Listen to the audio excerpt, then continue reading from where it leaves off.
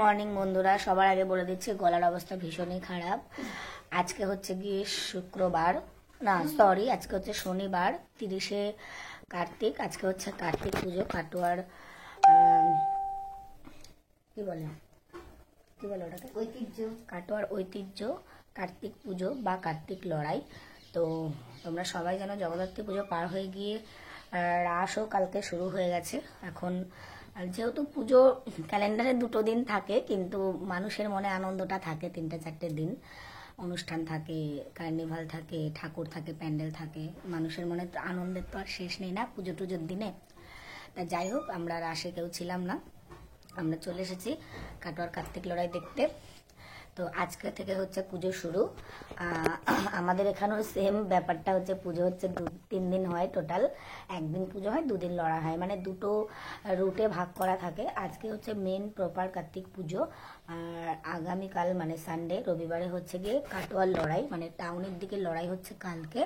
2টো ভাগে ভাগ থাকে বললাম। আর লোকালে যে পুজোগুলো হয় সেটা হচ্ছে, লড়াইটা হচ্ছে পরশুদিন, মানে শোভাযাত্রা যেটাকে বলে, ঠাকুর ঘোরানো।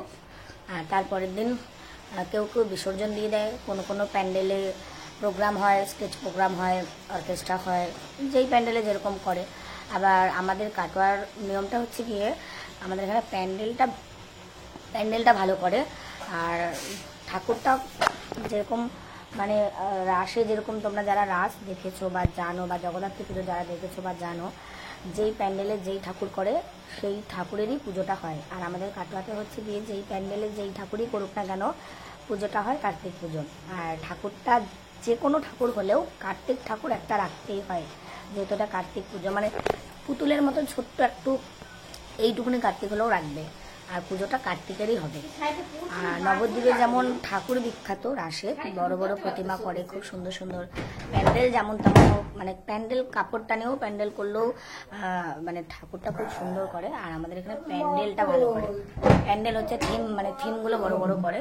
আর রাসে হচ্ছে প্রচুর ঠাকুর হয়, প্রচুর, প্যান্ডেলটা কম হলেও প্রচুর ঠাকুর হয়, আর ভালো ভালো বড় বড় ঠাকুর হয়। আর মেঘনা ঘুম থেকে উঠে গেছে এখন, ওরা দুজন ওঠেনি ওরা দুজন, আমরা সবাই ওই ঘরে ঘুমিয়েছিলাম। মিঠাই আর টিয়া এখনো ঘুমাচ্ছে, আর মেঘনা যে উঠে গেল দাদুর কোলে।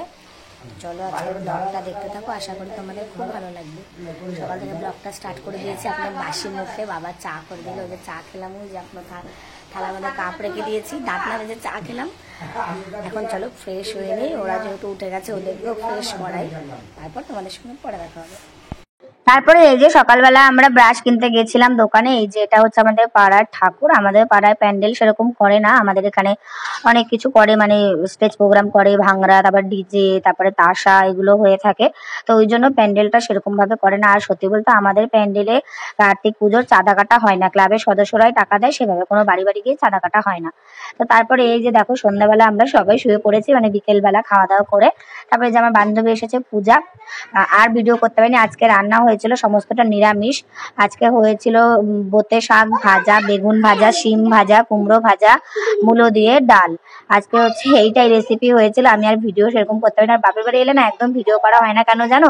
সত্যি বলতে আনন্দে মেতে থাকি, আর ভিডিও মানে ফোনই হাত দিই না। মানে এসছি পরে 3 দিন থেকে ফোনেই আমি হাত দিইনি, জানো তো। আর বাচ্চা গুলো এদিকে চলে যায় ওদিকে চলে যায়, ওদের পেছনেই থাকতে হয় আমাদের। তারপরে বাবা টিয়াকে আর মেঘনাকে ঠাকুর দেখতে নিয়ে গেছিল, যেহেতু আমাদের আজকে থেকে কার্তিক পুজো শুরু, মানে শনিবার থেকে 30 তারিখ থেকে, মানে ইংরাজি 30 তারিখ থেকে, আর সরি ইংরাজি 16 তারিখ থেকে, বাংলা 30 তারিখ থেকে। তারপর ওদের দুজনকে রেডি করে সাজুগুজু করিয়ে দিয়েছিলাম। আর আমাদের দিকে কিন্তু বেশ ঠান্ডা পড়ে গেছে, তোমাদের দিকে কোথায় ঠান্ডা পড়েছে কমেন্ট করে জানিও। তারপর রাত্রেবেলা মা ডাল, আলু সেদ্ধ, ডাল সেদ্ধ, ভাত, গরম ভাত করেছিল, সেগুলো দিয়ে আমরা খাওয়া দাওয়া করে নিয়েছিলাম। এখন আমরা দেখো এই ঘরে সবাই চলে এসেছি ঘুমাতে। ওই ঘরে দাদা ঘুমিয়েছে, আর এই ঘরে আমরা নতুন ঘর হওয়ার পরে এই প্রথম ঘুমাচ্ছে এইবার এসে। তো চলো আজকের ব্লগটা এখানে শেষ করে দিলাম, টাটা।